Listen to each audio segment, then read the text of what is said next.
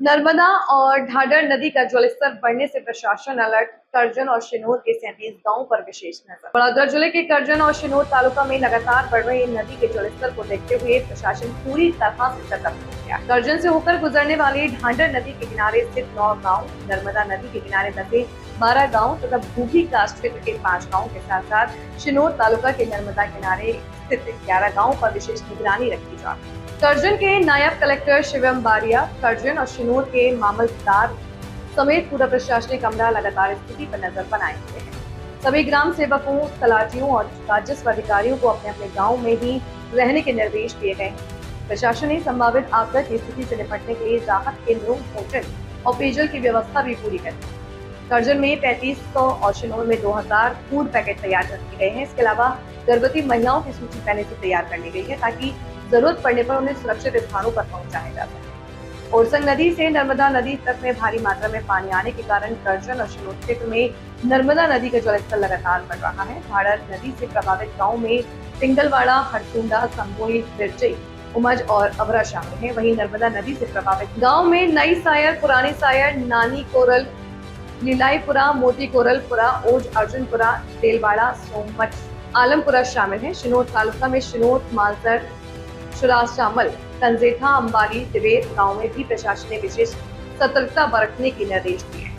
કરજણ અને શિનોર બંને તાલુકાના વરસાદ અફેક્ટેડ ગામો છે. આપણે કરજણના ઢાઢર નદીને અસર કરતા ગામો 9 છે, નર્મદા નદી દ્વારા અસર કરતા ગામો 12 છે. તે રીતે ભૂખી કાંસના અસર કરતા ગામો 5 છે અને શિનોરમાં મુખ્યત્વે નર્મદા નદીને અસર કરતા ગામો 11 છે. આ તમામ ગામો છે એમાં આપણે દરેક પંચાયત ઓફિસમાંથી તલાટી અને ગ્રામ સેવક હાજર રહે એવી વ્યવસ્થા કરેલ છે. તેની ઉપરાંત આપણે મામલતદાર કચેરીઓમાંથી નાયબ મામલતદાર અને રેવન્યુ તલાટી દર ગામ દીઠ એકની ફાળવણી કરેલ છે. એટલે કોઈ પણ ગામ પર રેવન્યુ અથવા પંચાયત વિભાગનો એક માણસ 24/7 સ્ટેન્ડ બાય રહેશે. 2025માં આપણે કોઈ સ્થળાંતર કરાવ્યું ન હતું. 2024માં કરજણમાં લગભગ આપણે 2300 લોકોનું સ્થળાંતર કરાવ્યું હતું.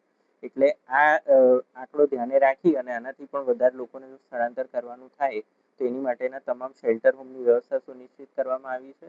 એમાં પાણી અને ભોજનની ફૂડ પેકેટની પણ વ્યવસ્થા આપણે સ્ટેન્ડ બાય રાખી છે.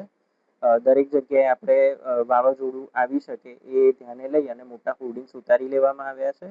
અંદાજે 5000 ફૂડ પેકેટ કરજણમાં અને 2000 ફૂડ પેકેટ શિનોરમાં લગભગ 3-4 કલાકના સમયગાળામાં થઈ જાય એ પ્રમાણેની વ્યવસ્થા કરી દેવામાં આવી છે.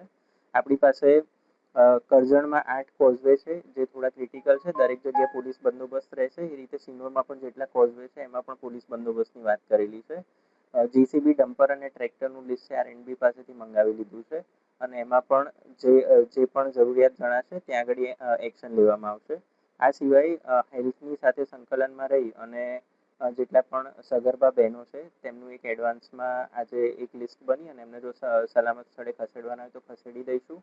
આ સિવાય હેલ્થની દરેક પીએચસીવાઇઝ ટીમોનું લિસ્ટ તૈયાર છે અને હાલમાં કોઈ પણ ચેકિંગ કે એવું કરવાનું હોય તો આજે ખેડા ગામમાં એ પણ ચાલુ છે અને ડિસઇન્ફેક્ટન્ટ ને બધા જંતુનાશક દવાનો છંટકાવ પણ ચાલુ છે. અને આ સિવાય જેવું આપણું આ પૂરના પાણી ઓસરે ત્યાર પછી સફાઈ છે એની માટે પણ આપણે નગરપાલિકા અને આસપાસની કંપનીઓને ગ્રામ પંચાયતના સંકલનમાં રહીને સફાઈ માટે જણાવેલ છે. અને આ સિવાય આરએનબી અને ફોરેસ્ટ સંકલનમાં રહી અને ટ્રી કટિંગ છે અને એવા બધા કામ છે એ કરી અને રસ્તાઓ ખુલ્લા રાખે, એમજીવીસીએલ વીજળી ચાલુ રાખે અને પાણીનો પુરવઠો મળી રહે તે અંગેની સંપૂર્ણ વ્યવસ્થા કરવામાં આવેલ છે. તમામ નાગરિકોને એક નમ્ર વિનંતી છે કે આજે સાંજે લગભગ 5 વાગ્યાથી આવતીકાલે સાંજે 5 વાગ્યા સુધી વરસાદ પણ હશે અને એની સાથે પવનની ઝડપ પણ અંદાજે 50 કિલોમીટર/અવરની હશે પ્રતિ કલાકની. એટલે મહેરબાની કરીને બહાર નીકળવાનું ટાળજો અને કોઈ પણ પ્રશ્ન હોય તો તાલુકાનું વહીવટી તંત્ર છે એ લોકોની બિલકુલ સાથે છે. અને આપ લોકોના માધ્યમથી અમારો એટલો જ નમ્ર સંદેશ છે કે બને તેટલું આ 48 કલાક દરમિયાન બહારની મુસાફરી ટાળજો અને સલામત સ્થળે રહેજો અને તંત્રની કોઈ પણ જરૂર હોય તો